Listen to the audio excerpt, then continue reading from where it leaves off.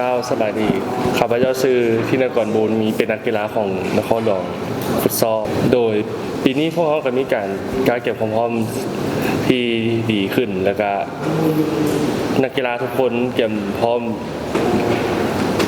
อมสู่ศึกรายการฟุตซอลครั้งนี้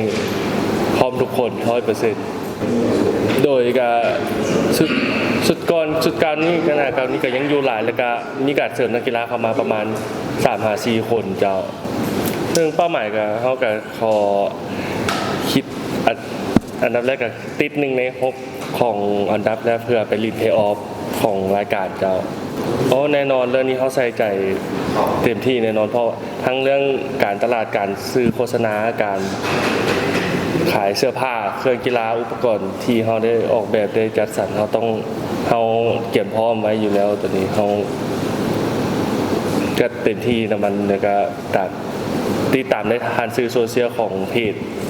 ฟุตซอลนครหลวงในจัดเจ้าแน่นอนก็คือต้องการ3 แต้มเพื่อปิดขวดและกำลังใจให้นักเตะให้ครูฝึกเพื่อ